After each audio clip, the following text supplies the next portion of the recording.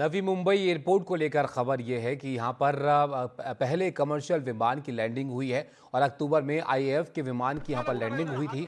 Airport के उत्तरी gate side पर विमान की लैंडिंग कराई गई। क्षेत्रीय कनेक्टिविटी को बढ़ाने के लिए ये काफ़ी अहम है और मुंबई के दूसरे एयरपोर्ट पर इससे जो बोझ है वो कम होगा। स्थानीय उद्योग और व्यापार रोजगार को भी इससे बढ़ावा मिलेगा।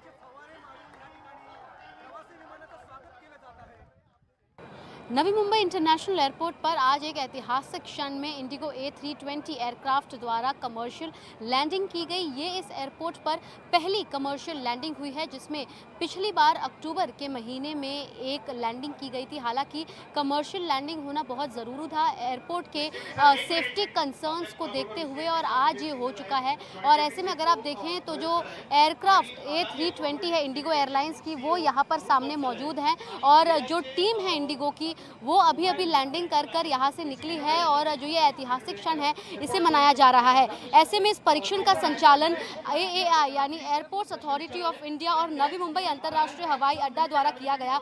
और साथ ही अगर देखा जाए तो नवी मुंबई अंतर्राष्ट्रीय हवाई अड्डे की इस परियोजना को मुंबई से छत्रपति शिवाजी महाराज अंतर्राष्ट्रीय एयरपोर्ट पर बढ़ती भीड़ को कम करने के उद्देश्य से बनाया गया है। और साथ ही इसका जो ओवरऑल बेनिफिट रहेगा वो मुंबई करों को बड़ी मात्रा में होगा, क्योंकि बताया जा रहा है कि अगर हम बात करें मुंबई एयरपोर्ट की तो वहाँ पर अक्सर क्योंकि इंटरनेशनल और डोमेस्टिक दोनों उड़ानें उड़ती हैं, जिसके चलते जो ट्रैफिक है वो बहुत ज़्यादा होती है। लेकिन इस एयरपोर्ट के शुरू हो जाने से, जिसकी तारीख 2025 के अप्रैल में बताई जा रही है, जिसके ठीक बाद यहाँ से अंतर्राष्ट्रीय और डोमेस्टिक दोनों ही फ्लाइट्स उड़ेंगी, जिसके चलते लोगों को यहाँ पर क्योंकि रनवेज ज़्यादा हैं, टर्मिनल्स 2 के बजाय 4 हैं और ऐसे तमाम जो इसकी फैसिलिटीज़ है, जिसके चलते यहाँ पर हर दिन जो है लगभग मुंबई एयरपोर्ट और नवी मुंबई एयरपोर्ट को मिलाकर 1500 जो एरोप्लेन्स हैं वो उड़ानें भर सकेंगी। तो कहीं ना कहीं मुंबई करों के लिए वरदान कहा जा रहा है नवी मुंबई का इंटरनेशनल एयरपोर्ट, जो 2025 में शुरू हो सकता है। और इसी के साथ अगर हम इसकी दूरी की बात करें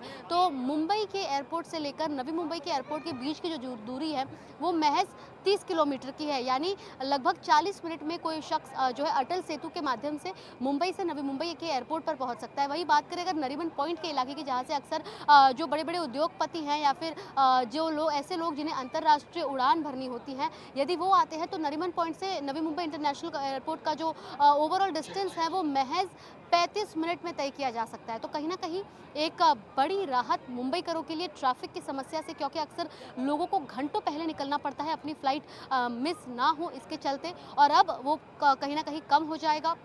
साथ ही रोज़ाना बड़ी तादाद में, भारी तादाद में यहाँ से जो हवाई अड्डे हैं, जो एरोप्लेन्स हैं वो उड़ान भर सकेंगे, जिसके चलते लोगों को कहीं ना कहीं राहत ज़रूर होगी। ऐसे में आज इसकी पहली कमर्शियल लैंडिंग की गई, जिसके बाद इन्हें वाटर कैनन से इस एरोप्लेन को जो है यहाँ पर सलामी भी दी गई। और इसी के साथ जो काम है नवी मुंबई इंटरनेशनल एयरपोर्ट का वो बड़ी तेज़ी से जारी है और 2025 के अप्रैल तक इसकी शुरू होने की संभावना है।